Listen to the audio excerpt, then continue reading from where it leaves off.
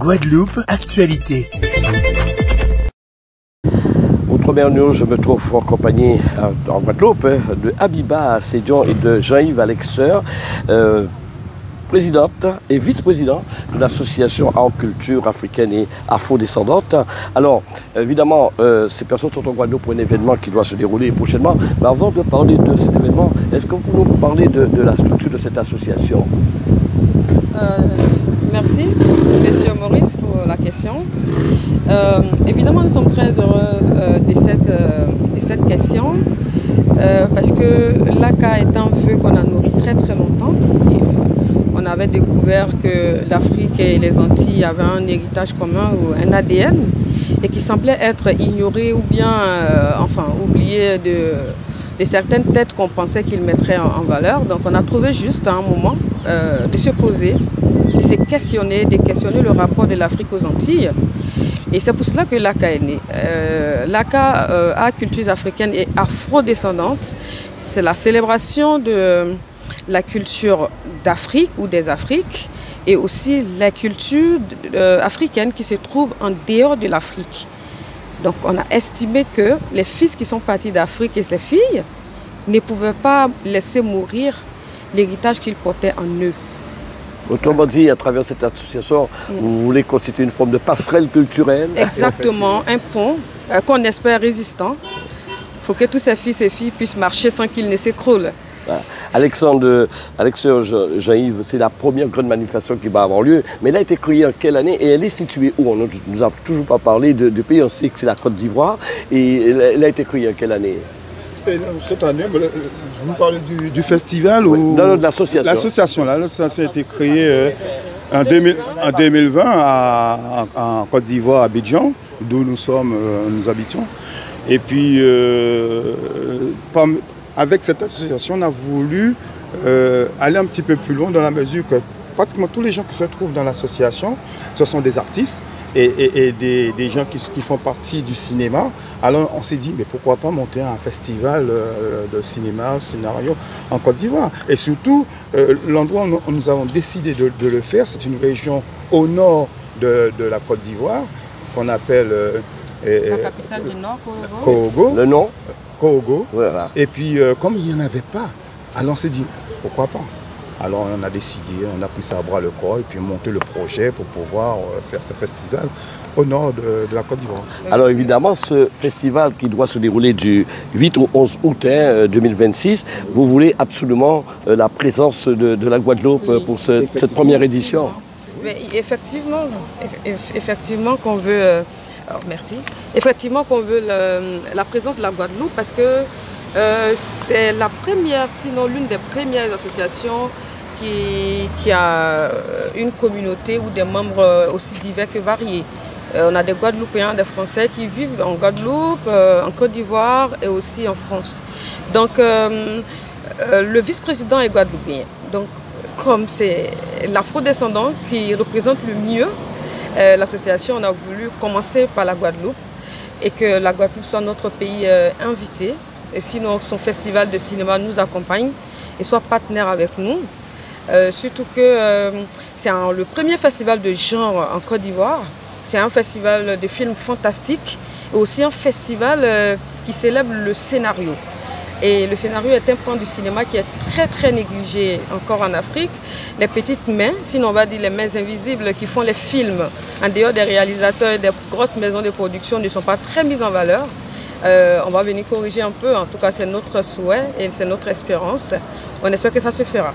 Alors je suppose, lors de votre passage ici, vous avez pris beaucoup de contacts avec des structures, avec les institutionnels, de façon à qu'ils puissent vous aider à faire venir la Guadeloupe au sein de ce festival. En Côte d'Ivoire, effectivement, on a pu rencontrer pas mal d'associations. On a rencontré aussi les gens du maire de Trois-Rivières, on a été au FMI, on a été au conseil. Le FMI, vous avez rencontré les responsables qui font un boulot considérable depuis quelques années ici. Oui, tout à fait. Et puis la personne qui nous a accueillis, qui nous a bien expliqué, qui nous a montré la salle où il travaille, c'est super. Et puis on a été aussi déposé un dossier au conseil régional Et puis bon, on attend, on verra bien comment ça se passe. Hein. J'espère qu'on aura un retour positif. Voilà, voilà. Absolument. Quelle est aujourd'hui la dimension du cinéma africain, notamment en Côte d'Ivoire, madame? Le cinéma africain est un cinéma qui s'éveille de mieux en mieux. Il a commencé fort, à un moment donné, il s'est couché un peu, ici il a dormi. Aujourd'hui, il se réveille. Il y a beaucoup d'engouement autour du cinéma. Je veux dire que c'est l'art après la musique qui se pratique le mieux ou le plus en Côte d'Ivoire.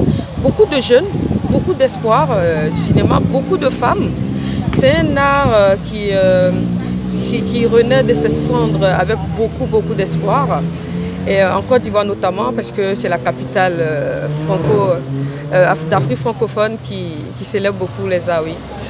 Au sein de cette première édition, il y aura d'autres pays africains qui participeront à ce festival?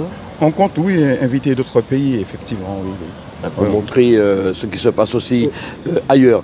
Alors, ça se passait sur plusieurs jours. C'est tout un programme, en fait, et qui va demander, je suppose, un travail énorme dès à présent. Hein? Alors, comment ça va se dérouler dans un premier temps, même si vous ne pouvez pas tout nous dire, puisque nous sommes tout au début de l'organisation? Le festival va se dérouler du samedi 8 août 2026 au mardi 11.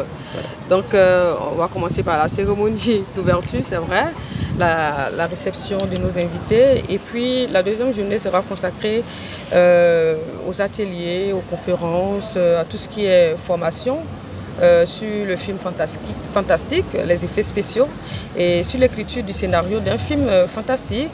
Et le troisième jour, on va dédier cela un peu plus à la compétition à proprement dite. Et puis le quatrième jour, ça sera la remise officielle des prix et puis le circuit touristique parce que Korogo, on ne l'a pas dit, mais il n'a pas été choisi au hasard. Ah justement. Ah oui, Korogo n'a pas été choisi au hasard. Korogo, c'est la capitale du nord de la Côte d'Ivoire. C'est une ville qui est pleine de, très attractive, de traditions. Le peuple Senfo, qui est autochtone, est un peuple qui est très attaché à ses traditions et sa culture. C'est un peuple très traditionnaliste. Donc on avait envie quand même que les autres, nos invités, voient un peu ce côté, parce que tout est concentré sur Abidjan. Les gens, quand ils pensent à la Côte d'Ivoire, ils pensent à Abidjan, à Grand Bassam.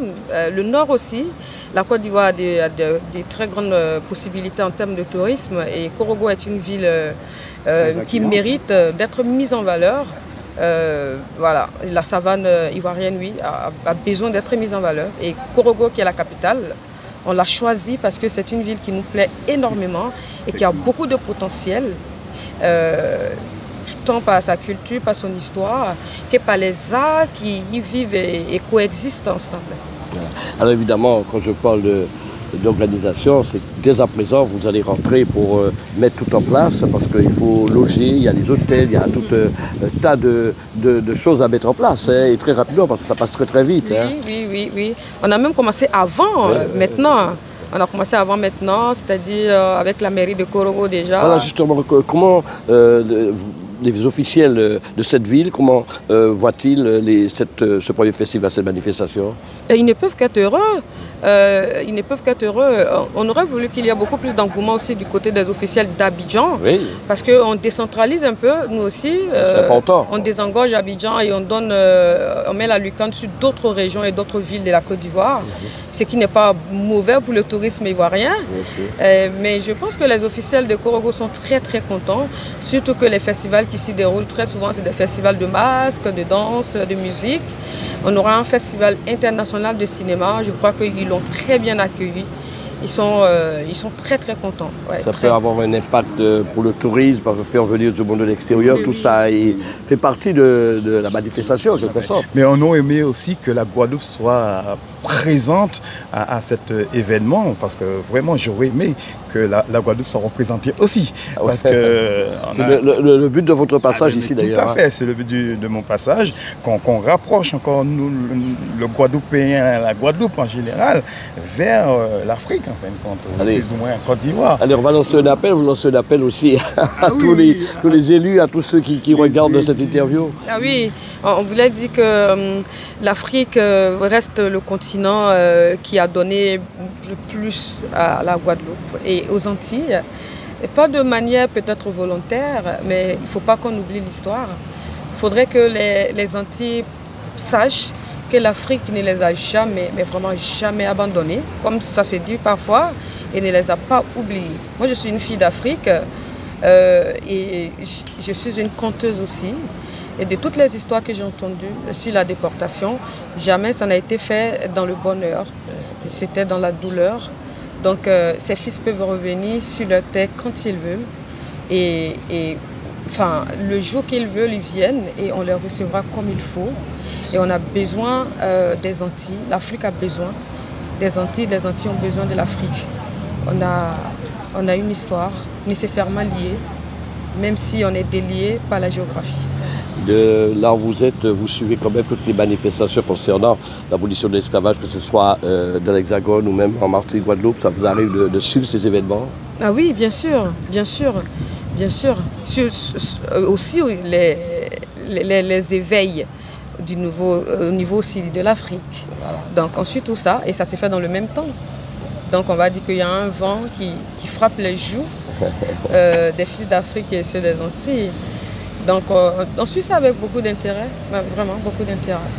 Eh bien, Habiba Sédion, Jean-Yves Alexeur, je vous remercie. Je rappelle que vous êtes Madame Présidente de l'association Art Culture africaine et afrodescendante. Et Jean-Yves Alexeur en est le vice-président. Et on vous souhaite beaucoup de courage afin d'organiser ce festival. Et que surtout, comme vous avez beaucoup insisté, que la Guadeloupe soit présente. Oui, surtout que la Guadeloupe soit présente. C'est notre cœur. On l'aime beaucoup. Et on veut qu'elle soit à nos côtés et elle peut l'être si elle veut aussi.